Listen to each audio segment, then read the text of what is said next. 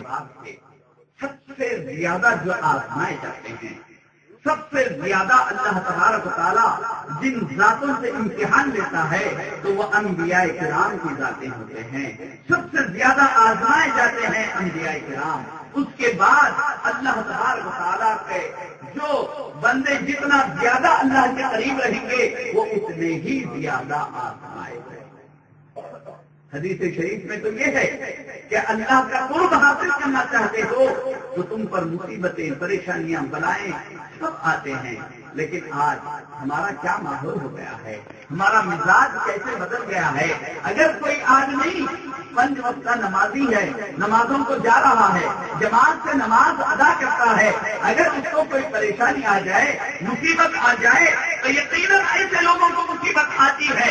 इसलिए कि अल्लाह तबारक व तआला उनको आज़माता है, देख रहा है कि मुसीबत में ये सबर करते हुए ये बंदा मेरे रास्ते पर चलता है कि नहीं, ये बराबर अपने अमल का अंजाम देता है कि नहीं, ये देखना चाहता है।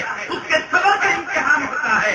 लेकिन दुनियादार क्या कहते हैं, अरे देखो वो नमाज पढ़ने जाता है लेकिन कितनी परेशानियों में फंस गया। तो सामने किराम, खुश न हो वो लोग जो नमाज को न आकर अच्छे हैं, नहीं, बल्कि नमाज पढ़ना, रोजा रखना, इबादत करना, इसकी वजह से अल्लाह का कुर्ब नसीब होता है। और अल्लाह तबारक व तआला का कुर्ब इतने आसानी से नहीं मिलता। जितना ज्यादा बंदा अल्लाह के करीब होते जाता है उतना ही ज्यादा उसके सब्र का इम्तिहान होते रहता है, उतना ही ज्यादा मुसीबतों में, परेशानियों में मुब्तला होते रहता है। और जब इन इम्तिहानात से आगे बढ़ जाता है, इम्तिहानात में कामयाब हो जाता है, तो फिर क्या होता है, अल्लाह तबारक व तआला अपना कुर्ब इतना कुर्ब नसीब फरमाता है कि अल्लाह तबारक व तआला उसका हाथ बन जाता है जिससे वो पकड़ता है, उसकी आंख बन जाता है जिससे वो देखता है, उसके पैर बन जाता है जिससे वो चलता है। नारे तकबीर, नारे तकबीर, नारे रिसालत, नारे रिसालत, नारे गौसिया, नारे गौसिया। तो सामान्य किराम, वो मुकाम हासिल करने के लिए जब उस मुकाम पर बंदा पहुंचता है कि अल्लाह तबारक व तआला उसका हाथ, उसका पैर, उसकी जबान, हर चीज, यानी क्या मतलब कि जब वो कोई काम करने निकलता है तो उसके काम में अब रुकावट नहीं आती। जब वो काम करना चाहता है तो अल्लाह की मदद उसके साथ होती है, वो काम आसान हो जाता है। जब वो किसी के हक में दुआ करता है तो उसकी दुआ रद्द नहीं होती, बल्कि जैसे ही वो दुआ किया इधर उसके जबान से कलिमात निकले, उधर अल्लाह तबारक व तआला कबूलियत से नवाज देता है। इसीलिए लोग औलिया किराम के पास आते हैं, इसलिए दुआओं के लिए कि अगर वो हमारे हक में दुआ कर दे कि हमारा मुसीबा जाग जाता है, हमारी मुसीबत दूर हो जाती है, हमारी परेशानी टल जाती है, उनकी दुआ हमारे लिए कबूलियत का जरिया। तो सामने किराम, अल्लाह तबारक व तआला जब किसी को वली बनाता है तो फिर वो सबसे पहले हदीस शरीफ में है, बुखारी शरीफ की रिवायत है, जब किसी बंदे से मोहब्बत करता है, जब किसी बंदे को अपना चहीता, अपना दोस्त बनाता है, जैसा कि मैंने कुरान की आयत पढ़ के अभी बताया आपको, वली कहते हैं अल्लाह के चहीते को दोस्त। जब किसी को अपना वली बनाता है तो सबसे पहले सरदार मलाइका, सैयदुल मलाइका हजरत जिब्राइल अलैहिस्सलाम से अल्लाह ताला कहता है कि जिब्राइल, मैं गुलाम बंदे से मोहब्बत करता हूं, तुम भी उससे मोहब्बत करो। हजरत जिब्राइल अलैहिस्सलाम उस बंदे से मोहब्बत करने लगते हैं। उसके बाद जिब्राइल को हुक्म होता है कि इसकी मोहब्बत को मलाइका के दिलों में डाल दो। اے اولیاء اللہ کے جلسے منانے والوں، یہ بشارت ہے، یہ مسلمانوں کے لیے خوشخبری ہے کہ اولیاء اللہ کے عظمت کے جلسے ہم دنیا میں جو منا رہے ہیں، ان کی یاد کے لیے جو ہم جمع ہوئے ہیں، تو یہ طریقہ ملائکہ کا ہے۔ حضرت جبرائیل علیہ السلام پورے فرشتوں کو جمع کر کے اعلان کرتے ہیں کہ فلاں بندے سے اللہ محبت کرتا ہے، اے فرشتوں تم بھی سے محبت کرو اس کو چاہو۔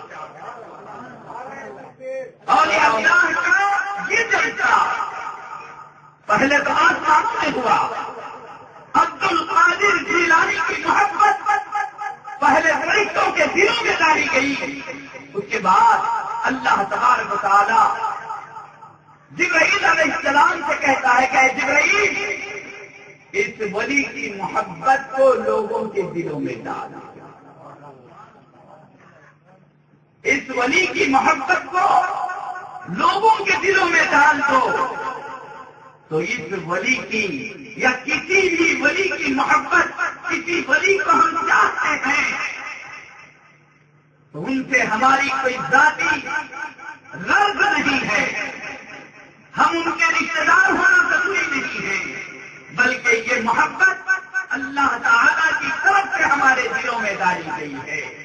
کیا ہے لوگوں، فلاں بندے کو میں چاہتا ہوں تم بھی چاہو، عبد القادر میرا محبوب ہے تم بھی اپنا محبوب بنا لو، وہ میرا شہیدہ ہے تم بھی اپنا شہیدہ بنا لو، میں اس کی دعا کو سنتا ہوں تم اپنے دعاؤں کو اس کے ذریعے مجھ تک پہنچا لو۔ تو سامعین کرام، یہ اولیاء اللہ کی محبت اللہ تعالی کی طرف سے ڈالی ہے۔ تو سید الاولیاء کی محبت پورے دنیا کے انسانوں میں اس لیے ہے کہ وہ سید الاولیاء ہے، سردار اولیاء ہے، جس کا جتنا بڑا مرتبہ ہوتا ہے اس کو اتنے ہی زیادہ چاہنے والے ہوتے ہیں۔ تو سامعین، پیران پیر رحمت اللہ علیہ کہ بہت سے کرامات ہیں، میں ایک کرامت سنا کر اپنے بیان کو مختصر کرتا ہوں۔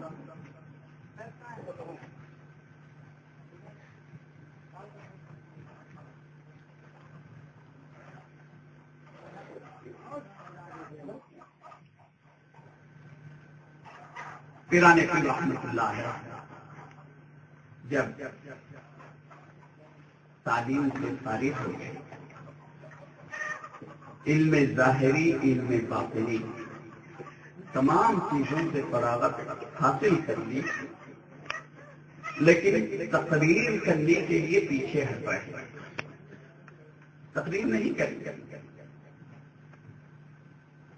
تو لوگ خواہش کر رہے ہیں، تقریر نہیں کریں گے، اس لیے کہ پیران پیر ایران کے رہنے والے ہیں اور بغداد عراق میں، یہ عربستان کے علاقے میں ہے اور وہ ایران فارسی علاقہ، یہ عربی علاقہ ہے، وہ فارسی علاقہ ہے۔ پیران پیر کی مادری زبان فارسی ہے، عربی یہاں پر آ کر سیکھے۔ تو ایک مرتبہ پیران پیر عشاء کی نماز کے بعد سو گئے،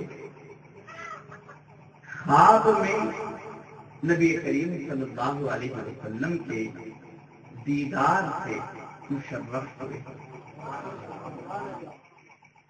خواب میں نبی کریم صلی اللہ علیہ وسلم کو دیکھے، حضور پیران پیر کے نانا جان ہوتے ہیں۔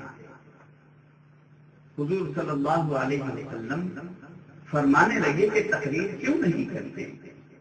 تو آپ نے فرمایا کہ مجھے عربی نہیں آتی۔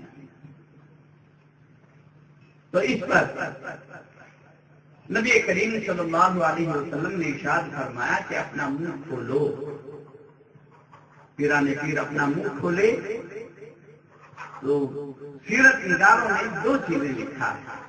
بعض لوگوں نے لکھا کہ نبی کریم صلی اللہ علیہ وسلم اپنی زبان پیران پیر کے منہ میں رکھے تو آپ حضور صلی اللہ علیہ وسلم کی زبان کو چوسنے لگے، 7 مرتبہ آپ زبان